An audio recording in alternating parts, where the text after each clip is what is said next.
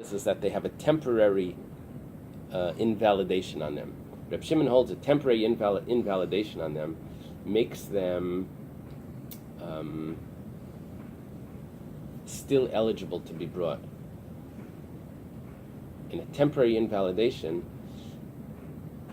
if it's sacrificed outside the temple, according to Reb Shimon, is still a negative prohibition. And according to the sages, a temporary invalidation means that it wasn't valid to be brought. So the fact that you sacrificed outside the temple, you don't have the prohibition of sacrificing outside the temple as sacrifice, because this was invalid. The question is how to view that temporary invalidation. So there were three cases. One was a balmum, had a blemish that would have healed.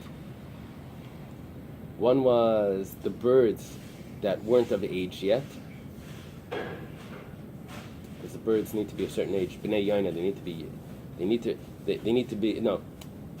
need to be older.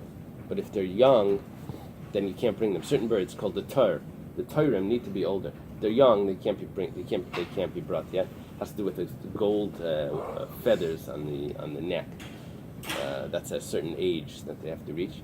And the third thing was, if the mother was slaughtered that day, the child cannot be slaughtered on the same day.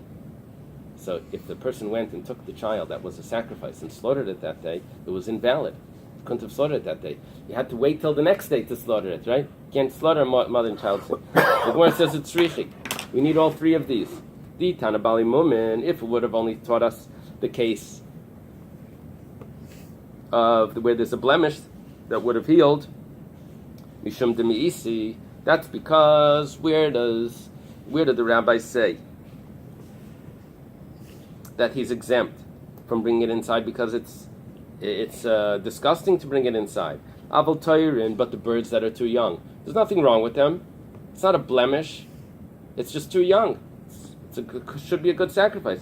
Delay Me'isi, that it's not disgusting. Those birds, they're just too young. Aimam, the Maidalil Reb Shimon, maybe they would agree to Reb Shimon that that's considered a good sacrifice, and the fact that it was brought outside is a negative prohibition.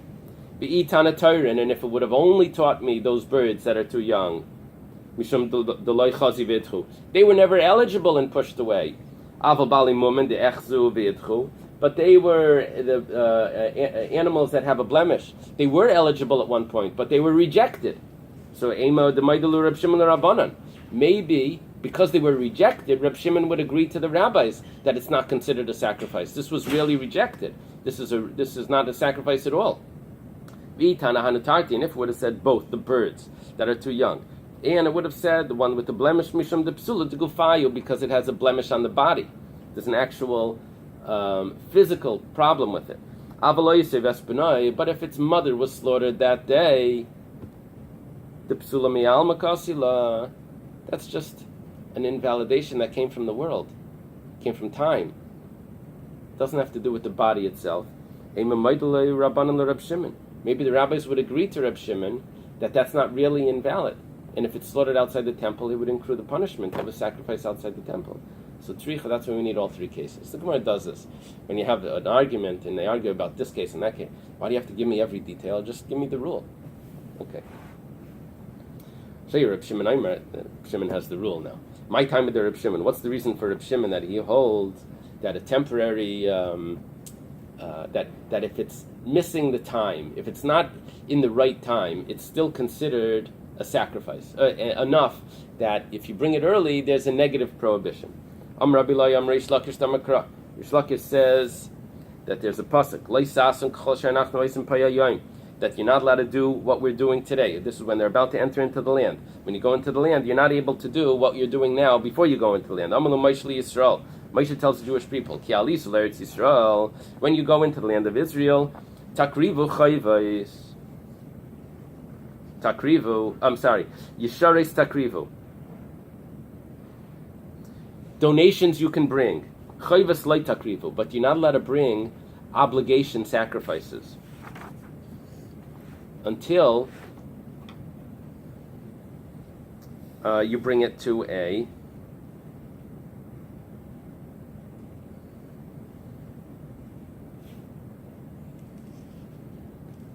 until you have a temple.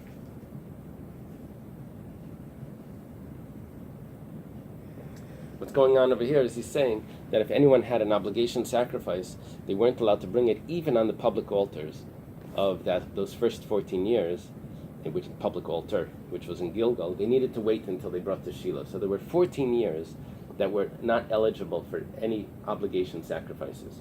So what was going on at that time? If the sacrifice that was an obligation was brought, it was brought too early.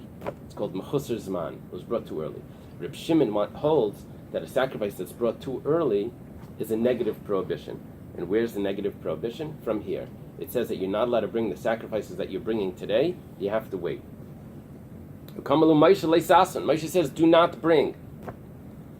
That was our question. Where does Reb Shimon know that a sacrifice that's brought too early includes this negative prohibition?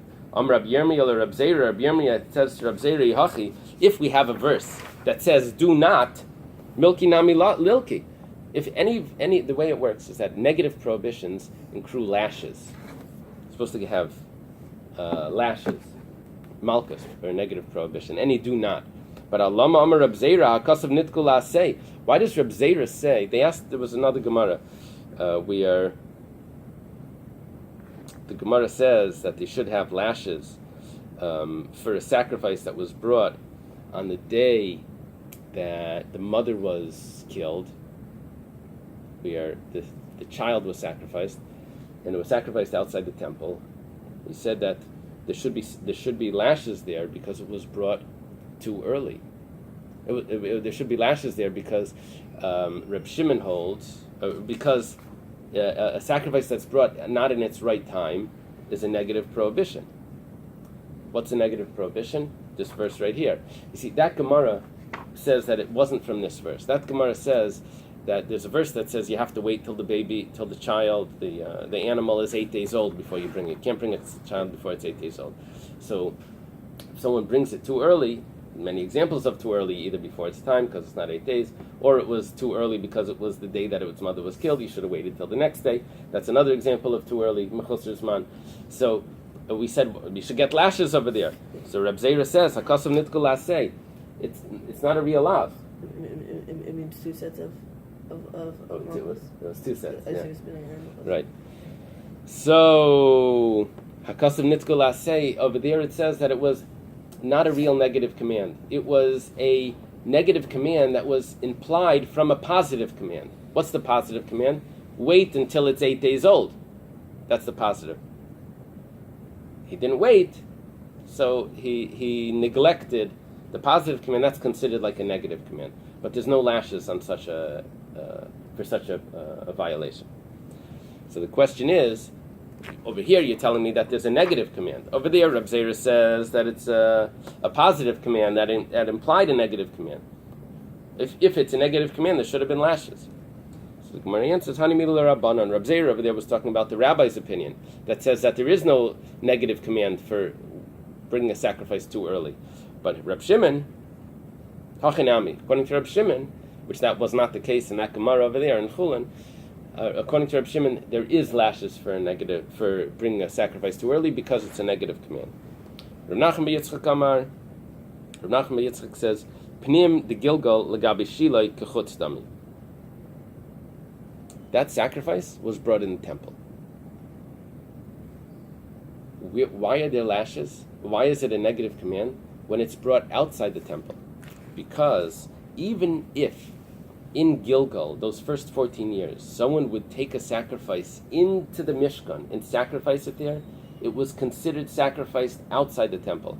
That's why it's a negative command. Why is it sacrificed outside the temple? Because it wasn't supposed to be sacrificed in the Mishkan. It's supposed to wait until it got to Shiloh. So that's considered outside the temple. So the negative prohibition there was not that it was too early. The negative prohibition was it was outside the temple. And that's why when they said to Reb Zera, you should get Malchus, he said, no, there's no Malchus, it's a positive command. Yes, it's a positive command, because over there it was too early, but over here it's outside the temple, even though it was in the Mishkan, but that's considered outside. Rabba Amar Time of the Reb Shimon, Rabba says, I'll give you another verse. It wasn't from that verse before. The reason for Reb Shimon is Kiddetanya, as it's taught in the Bryce Reb Shimon,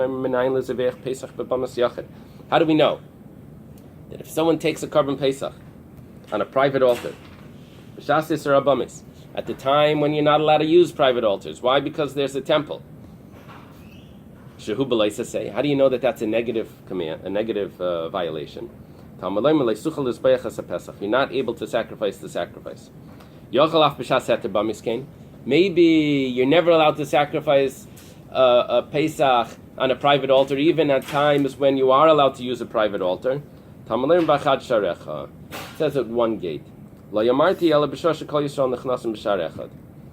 only said that you're not allowed to sacrifice on a private altar when all the Jews are walking through one gate, which is at a time when they're using the temple. But when there is private altars, then you are allowed to sacrifice the Korban Pesach. Now we're asking Amos. When is this?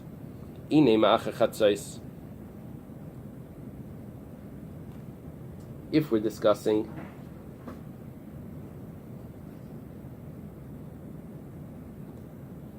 afternoon of the 14th. So what did we say? We say that there's a negative prohibition to sacrifice an animal outside the temple in the afternoon of the 14th. Gemara asks, a negative prohibition? Karas nami machayev. There's a punishment of excision. It's not just a negative prohibition. This is very severe. This is a sacrifice outside the temple. Elolav kaidem chatzais. It must be that you're slaughtering it before the noon, when at the time when it's too early to slaughter. What do we see? That a sacrifice that's too early is a negative prohibition. That's the proof for Reb Shimon. The Yoilam, the Gemara says, really it's not a proof. Really I could tell you that's lacher chatzais, that it's in the afternoon, and it's a negative prohibition. Ubeshas heter b'miskaya, we're talking about at the time when you're allowed to bring sacrifices outside the temple. V'ha b'shas iser b'miskamar. You said that it's at the time when you're not allowed to bring sacrifice outside the temple. So iser b'mallah, you had to b'mallah chaveirei. It's a time that you're not allowed to bring the Pesach sacrifice outside the temple, but you're allowed to bring other sacrifices outside the temple. And at that time, it's only a negative prohibition to bring the Pesach outside the temple, but it's not a karas prohibition, and it's also a time when you're allowed to bring other sacrifices outside the temple. Why is the Pesach different? Because the Pesach has an obligation to be brought at a certain time. Those sacrifices need to be brought to the public altar. Okay.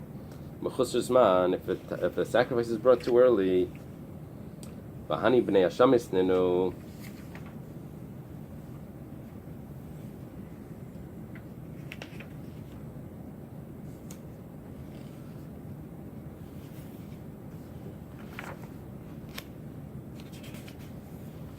what is saying?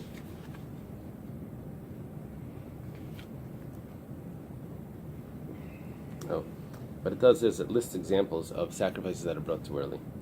And from those sacrifices it lists someone that's a Zov, that means he's Tameh, and he didn't wait till the end, or a woman that gave birth. Okay. The problem is that in the list of sacrifices, it says that they brought their sin offering and their asham outside the temple too early, before the time that they were supposed to. The Gemara asks, "V'hani b'nei hashamis ninu? Are these ashamis? Are these, you bring guilt offerings? You don't bring guilt offerings for these, you bring a sin offering." Amar Zeri Tani Mitzayra Ba'adayu. Since it says the Mitzayra does have a guilt offering, so it says also guilt offerings, because one of the people that was bringing the sacrifice too early outside the temple was a Mitzayra. That's why it makes sense to use the term asham, guilt offering, because of that one case of the Mitzayra that was listed there. But let's say they bring their burnt offerings or their peace offerings. The Gemara asks, "V'hani b'nei shlamim ninu?" Are these people that bring shlamim? The list of people there, those people that are impure. So Amar Rav Sheshes Tani Nazir. Add in the Nazir, and the Nazir does have a peace offering. And therefore, if we have a Nazir in the Mishnah, then it makes sense to list also the peace offerings that were brought too early outside the temple, and we're trying to say that there's no karis, the fact that they were brought outside the temple, because they shouldn't have been brought anyway, and they're too early. That's the Gemara says, interestingly, it says, the Zeiri kavu Tanai. When Ziri said to teach the Mitzayra, the Tanaim actually put it into the Mishnah. The Rav Sheshes like kavu Tanai. When Rav Sheshes says to teach Nazir, It wasn't established in the Mishnah. Amr Chilki de Beituvi. Leishanu ela l'shmai, aval shlei l'shmai is chayav. Hayol v'ro shlei l'shmai b'fnim. An asham that was brought too early, he doesn't have the guilt of bringing it outside the temple because it wasn't supposed to be brought. It's invalid anyway. But let's say he brings the asham with intention for a different sacrifice. Let's say he has intention for a sacrifice of a shlamim. Now, a shlamim did not have a time frame when it's supposed to be brought. So Reb Chilkiah says that when do we say that he's not guilty? That's if it was brought as an asham. But if he brings it shalei l'shmai, as a shlamim, let's say, hayol v'rosh shalei l'shmai b'fnim, a shlamim could have been brought inside. So therefore, he is guilty of bringing it outside the temple because it was an appropriate time for a shlamim. Where it says, Yihachi, l'shmai nami nechayev. Then even if he brings it as an asham, he should be chayev. Because hayol v'rosh shalei l'shmai b'fnim. Because he could have brought it shalei. Once you're saying that you could have done it differently and it would have been valid, then even if he brings it for an asham, but because he could have brought it for a shlamim, and that would have been appropriate, so it should be guilty anyway. Once you're saying you could have, then it would have been fine. So the Gemara says, no, boy akira, you have to actually uproot it from being an asham, to have actually intended to be a shlamim, and then it would have been appropriate to be in the temple, and therefore you bring it outside the temple, he's guilty. Okay. We'll leave over there in Moscow if we're up to date. Okay. It is like a marathon. It's a drop too long to